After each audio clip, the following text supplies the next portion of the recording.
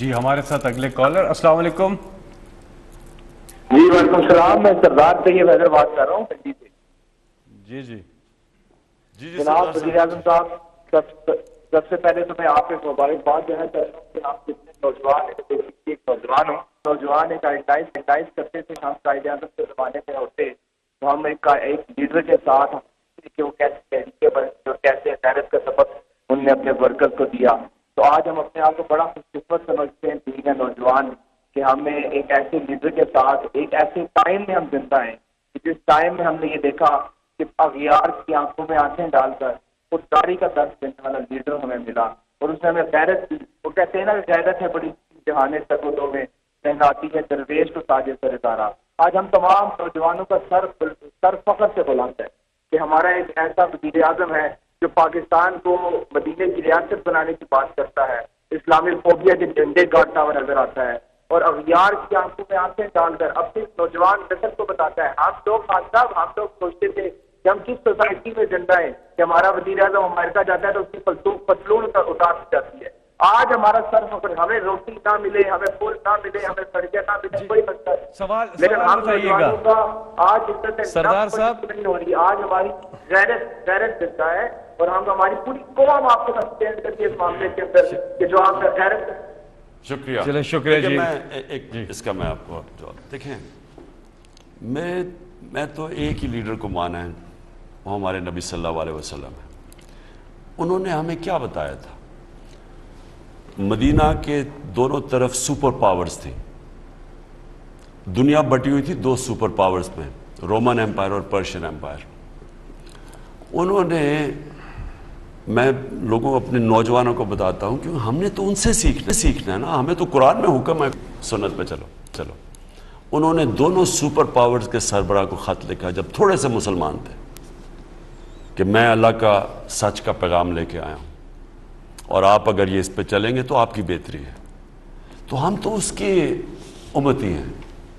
میں تو یہ مانتا ہی نہیں کہ آپ کسی کے سامنے جو مرضی آپ کے حالات ہوں, یہ تو 22 کروڑ لوگوں کو, اس کے سربراہ کو کسی کے سامنے پرچی پکڑ کے کھڑا ہونا کہ جی میں کوئی پریزیڈنٹ کے ساتھ بیٹھا ہوا پرچی سے گرا میرے کو غلطی نہ ہو جائے. وہ 22 کروڑ لوگوں کی ذلت ہے اور یہ مسلمانوں کی ذلت ہے جس کا کلمہ لا الہ الا اللہ ہے کہ اللہ تیرے سوا کسی کے سامنے نہیں جھکتے. اور اس ملک کا جو میرا لیڈر جس کو میں مانتا ہوں قائد اعظم تھے.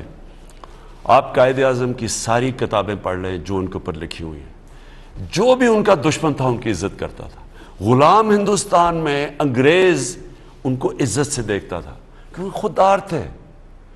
دیکھیں, میں ایک اپنا میرا گھر بن رہا تھا تو بڑی دیر 20 سال کی بات ہے, تو بڑی گرمی تھی دوپہر کو, جولائی کا مہینہ تھا اور ایک مزدور باقی بھی کام کر رہے تھے. ایک مزدور میں دیکھ رہا دور سے تو وہ اس کی قمیض پسینہ پسینہ ہوئی تھی, باقی ریسٹ کرتے تھے, پانی پیتے تھے, وہ مسلسل کام کرتا گیا. میں نے جب کام ختم ہوا اس کے بعد میں نے اس کے پاس آیا, میں نے کہا دیکھو, اس کو میں نے کوئی پیسے دیے, میں نے کہا میں بڑا آج متاثر ہوا ہوں کہ تمہاری جس طرح تم نے کام کیا. اس نے میرے پیسے پکڑ کے اس نے واپس کر دیا. کہتا ہے جس کے لیے میں مزدوری کر رہا ہوں اس کے پیسے مجھے ملتے ہیں, اس کے لیے میں نے کام نہیں کیا.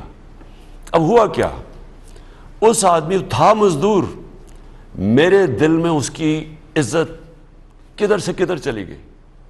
کیونکہ جو ایک انسان میں غیرت ہوتی ہے نا, دنیا اس کی عزت کرتی ہے. یہ نہیں تھی کہ وہ مزدور تھا, وہ اپنی عزت اس کی پیاری تھی کہ میں کیوں کسی سے پیسے لوں. جاپان کے اندر آپ ویٹرز کو ٹپ نہیں دے سکتے, خوددار قوم ہے, اور دنیا میں لیتے ہیں ٹپ, جاپان میں نہیں وہ ٹپ لیتے. وہ کہتے جی ہم نے تو جس کے لیے ہمیں پیسے مل رہے ہیں. میں کہنے کا میرا مقصد یہ ہے کہ ہم ہی اپنے آپ کو ذلیل کر رہے ہیں.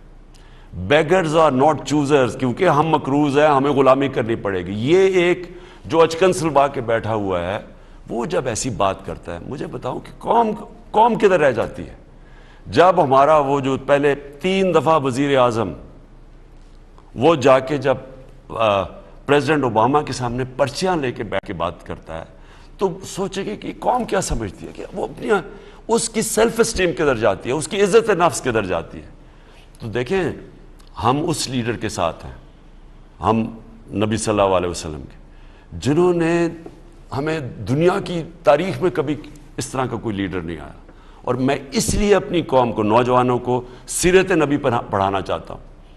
یہ رحمت للعالمین اتھارٹی میں سیرت نبی اس لیے کہ ان سے بڑا لیڈر ہی کوئی نہیں آیا تھا. جو ان کے ارد گرد تھے وہ لیڈر بن گئے تھے، اور وہ ساروں کے اگر نچوڑ کدھر کیا ان کے دلوں میں ڈالا تھا؟ لا الہ الا اللہ. آپ کی کالز آ رہی ہیں 0519224900. السلام علیکم. ہیلو. ہلو السلام علیکم. جی وعلیکم السلام. جی کون صاحب کہاں سے بات؟ سر میں جمال الرحمان بات کر رہا ہوں کراچی سے. جی مجھے پی ایم صاحب سے ایک چیز پوچھنی تھی، بس چھوٹا سا سوال کرنا تھا. جی جی میں خود اس یوتھ سے کنیکٹ رکھتا ہوں. میں نے فرسٹ ٹائم اپنی لائف میں ووٹ دیا ہے زندگی میں پی ایم صاحب کو نا. بٹ یہ کہ ہمیں کراچی میں کوئی اس کا بینیفٹ نہیں ہوا، تو اس وجہ سے ہم یہ پوچھنا چاہ رہے ہیں، نہ ہمیں الیکٹرکسٹی میں کچھ ریلیف ملا ہے نہ کوئی. میں خود آئی ایم اونلی بزورڈ نا، میرے نہ والد صاحب ہیں، میں خود جاب کرتا ہوں، میں اور کرائسس میں آ گیا ہوں. تو اس کا بس مجھے پوچھنا تھا. نیکسٹ ٹائم ہم ضرور ووٹ دیں گے، بٹ یہ کہ کراچی والوں کے پی ایم صاحب سے کچھ ریکویسٹ ہے کہ کچھ ہمارے لیے کریں. جی جی جی میں عرض کرتا ہوں. اسی سے دیکھیں جلتا ایک سوال میں جوڑ رہا ہوں. کراچی سے انہوں نے کہا ہے، یہ سوشل میڈیا پہ کہہ رہی ہے کہ تنہا انعام ان کا کہہ رہی ہے کہ کراچی اور سندھ کو کب آپ آزاد کرائیں گے پیپلز پارٹی سے؟ جی انشاءاللہ کوشش انسان کرتا ہے اور کامیابی تو اللہ کے ہاتھ میں. میں آپ کو یہ کہہ دوں کہ پہلے تو آپ کو 18th امینڈمنٹ سمجھنا چاہیے. یہ جو دو پارٹیز نے 18th امینڈمنٹ کی تھی، اس میں انہوں نے یہ فیصلہ کیا کہ جو صوبے ہیں ان کے پاس ساری پاور چلی گئی. اب کیونکہ سندھ کے اندر ہماری حکومت نہیں ہے، تو جو سندھ کی حکومت ہے سارے اختیارات ان کے پاس ہیں. پیسہ گورنمنٹ ان کو دے دیتی ہے، جو فیڈرل گورنمنٹ ہے وہ پیسہ ان کو دے دیتی ہے. اب ان کا ہے کہ وہ پیسے کیسے خرچ کرنے ہیں، اس پہ ہمارا کوئی اختیار نہیں ہے. اور میں جو انشاءاللہ میرا یہ مان ہے کہ ہم یہ اب جو اگلا الیکشن ہوگا یہ ہم سندھ میں جیتیں گے. اور اس لیے جیتیں گے کہ وہاں لوگ سب سے زیادہ تنگ ہیں. اگر سب سے زیادہ کرپشن ہے، سب سے زیادہ اگر گورننس کی یہ سب سے بری ہے، وہ اس وقت سندھ حکومت کی ہے. اور وہ آپ کوئی بھی انڈیکیٹرز دیکھ لیں، غربت دیکھ لیں، اندرون سندھ میں سب سے زیادہ غربت ہے. آپ کوئی بھی انڈیکیٹرز دیکھ لیں تو آپ کو پتہ چلے گا کہ سندھ سب سے پیچھے. اور کراچی جو پاکستان کا فائنینشیل کیپٹل ہے، کیونکہ سارا سندھ ایک ہی ہے، یعنی ان کے نیچے ہے، کراچی سندھ کا کیپٹل ہے، تو وہ پیچھے رہ گیا. کراچی 80s کے اندر بڑی تیزی سے آگے جا رہا تھا. تو کراچی کے اندر میری جو تجویز ہے کراچی کی اور باقی سارے پاکستان کے شہروں کی، وہ ہے local government system. Direct election سے ایک شہر کا میئر الیکٹ ہو، ساری اس کے پاس پاورز ہیں، جس طرح تہران کا لنڈن کا میئر، نیو یارک کا میئر. یعنی یہ ماڈرن طریقہ گورننس کا، جب تک کہ ایک ڈائریکٹلی الیکٹڈ میئر نہ ہو، اس کے پاس اختیارات ہو، اس کی پوری کیبنٹ ہو، سٹی گورنمنٹ ہو. یہ ساری دنیا کا ماڈل ہے اور وہ اپنے پیسے اکٹھے کرے. وہ جب تک وہ ماڈل نہیں آئے گا، مجھے افسوس سے کہنا پڑتا ہے کہ ہمارے صرف کراچی چھوڑیں، ہمارے بڑے جو شہر ہیں یہ سب ان کے حالات بگڑتے رہیں گے. اگر آپ ایک صوبے کے ڈیولپمنٹ فنڈ سے اگر آپ شہروں کو ڈیولپ کریں گے، وہ نہیں ہوں گے. شہروں کو اپنے فنڈز خود کلیکٹ کرنے ہوں گے، جو کہ ایک دنیا کا سسٹم ہے اس وقت. یہ خانزادہ عرفان خان صاحب کہتے ہیں، آپ کو نہیں لگتا کہ آپ کو 5 سال پورے کرنے چاہیے تھے؟ جتنے کام آپ نے کیے ہیں وہ عوام تک کبھی پہنچے ہی نہیں تھے، تو 5 سال آپ کو پورے نہیں ملے. کالر بھی ہمارے ساتھ سر اس کے ساتھ ہی کر لیتے سوال. جی السلام علیکم. ہیلو. السلام علیکم. جی وعلیکم السلام. جی محمد آصف بات کر رہا ہوں پشاور سے. جی کیا سوال ہے؟ جی خان صاحب سے میرا یہ سوال ہے، پہلے تو خان صاحب کو میں مبارکباد دیتا ہوں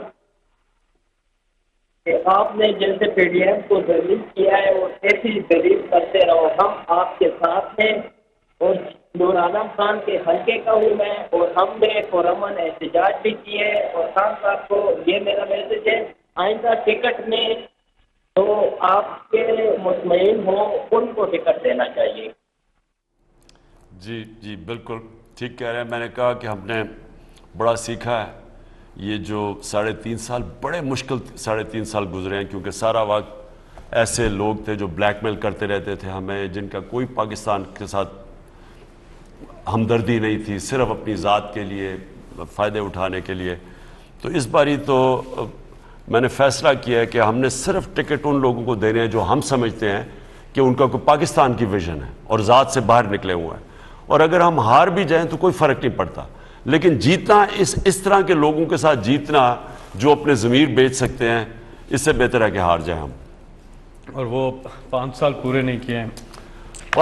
دیکھیں اس میں تو کوئی شک نہیں کہ ہماری جو پختونخوا میں ہم جیتے تھے 2/3 اکثریت ملی تھی، تو وہ 5 سال پورے ہوئے ہی تھے تو جو ہم نے سارے وعدے پورے کیے تھے.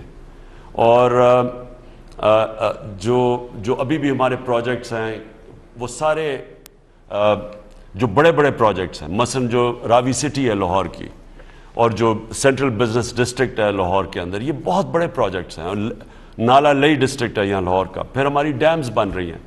تو یہ بڑے پروجیکٹس تھے، ان کو تھوڑا ٹائم لگتا ہے. جو ہمارے جو انوائرمنٹل یعنی جو کلائمیٹ چینج والے ہم جو 10 ارب درخت اگا رہے ہیں، تو وہ تو پورے نہیں ہوں گے، لیکن مجھے اب پورا یقین ہے کہ انشاءاللہ جو اب تک بھی ہم کر چکے ہیں، میں نہیں سمجھتا کسی پاکستان کی حکومت کی یہ پرفارمنس رہی ہے، اور یہ انشاءاللہ ہم الیکشن میں لے کے جائیں گے. اور انشاءاللہ 3 مہینے بعد آپ واپس آ کے انہی کو کنٹینیو کریں گے انشاءاللہ. جو اللہ کو منظور ہے، جس طرح میں نے کہا انسان کوشش کرتا ہے، کامیابی اللہ دیتا ہے. آخری کالر سے ہم بات کرتے ہیں کیونکہ وقت پروگرام کا بالکل ختم ہی ہو گیا ہے. جی السلام علیکم. وعلیکم السلام. جی کون صاحب کہاں سے بات کر رہے ہیں؟ جی میرا نام علی حیدر ہے، میں گلاسکو سے بات کر رہا ہوں، اوورسیز پاکستانی ہوں.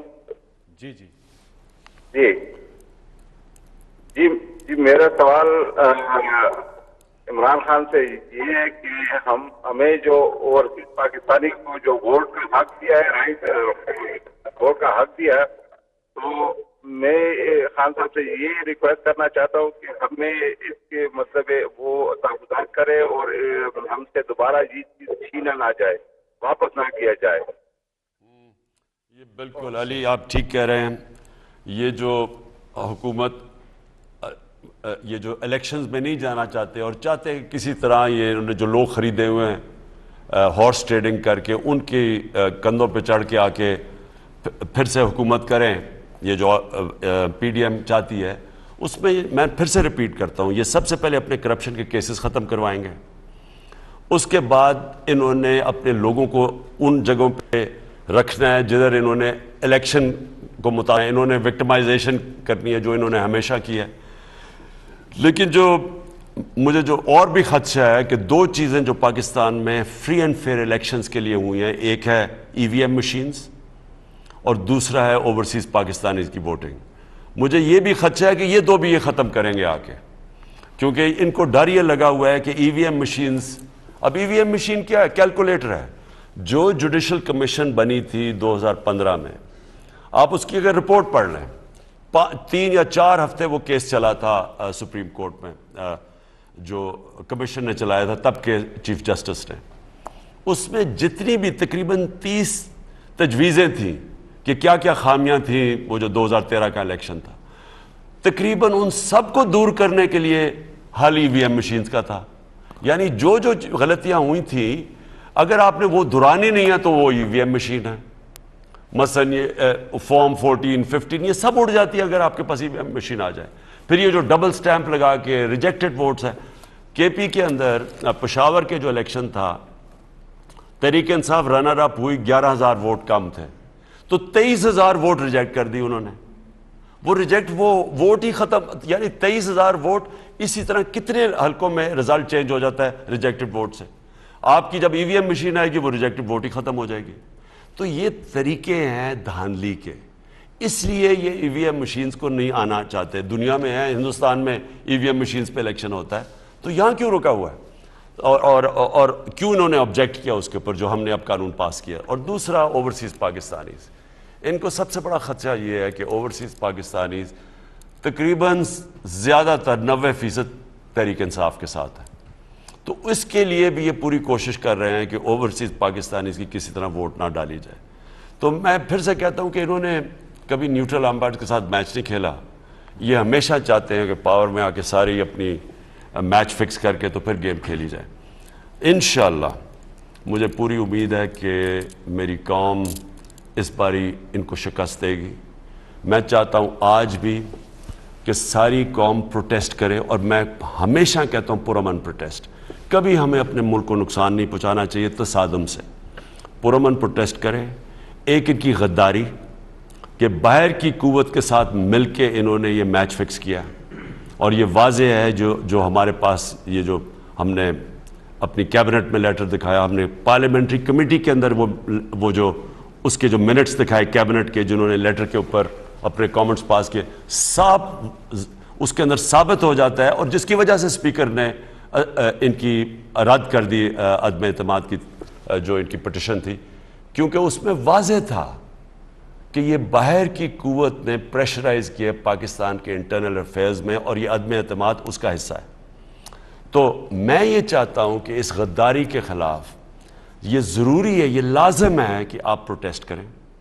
میں آج انشاءاللہ عشاء کی نماز کے بعد میں بھی یہ ریڈ زون سے باہر ہمارا پورا پروٹیسٹ ہوگا آج. میں چاہتا ہوں ہر جگہ آپ کریں, اور اس لیے کریں کہ آپ کو لوگوں کو خوف ہو کہ ایک تو غداری کا کسی کی باہر کا آپ حصہ نہ بنے, اور دوسرا خوف ہو کہ کوئی بھی ممبر پارلیمنٹ آگے سے اپنی ووٹ نہ بیچ سکے, اپنا ضمیر نہ بیچ سکے, اپنے ملک کی جمہوریت نہ بیچ سکے. یہ جب تک عوام کا پریشر نہیں پڑے گا یہ چیزیں ہوتی رہیں گی. یہ ہم نے تماشا دیکھا تھا آج سے 30 سال پہلے چھانگا مانگا کا یہ ڈرامہ ہوا تھا 30-35 سال پہلے, اور پھر مری کے اندر, اور پھر یہ جو جس طرح کا یہ ہوتا ہے, اس کو ختم صرف عوام کر سکتی ہے. اب برطانیہ کے اندر کیوں نہیں ہو سکتا؟ کیونکہ برطانیہ کی عوام کا اتنا پریشر ہے, کسی کی جرت نہیں ہے کہ ایک پیسہ دینے کی بھی آفر کرے یا لینے کی آفر کرے, کیونکہ ان کو پتہ ہے کہ عوام ان کو نہیں بخشے گی. تو سب سے بڑا تو پریشر آپ کا ہے, اور عوام کو ضروری نہیں کہ کوئی پولیٹیکل پارٹی نکالے, آپ کو خود اس کی پروٹیسٹ کرنی چاہیے. بتانا چاہیے لوگوں کو کہ یہ قوم آگے, یہ امر بالمعروف پہ قوم کھڑی ہو گئی ہے. یہ کبھی, اور یہ ساری اچھائی کے ساتھ کھڑی ہے, حق کے ساتھ کھڑی ہے. یہ کبھی بھی یہ چوروں کو, ڈاکوؤں کو, بدی کو, سازشوں کو, یہ ہمیشہ ان کے خلاف جہاد لڑے گی. پاکستان زندہ باد.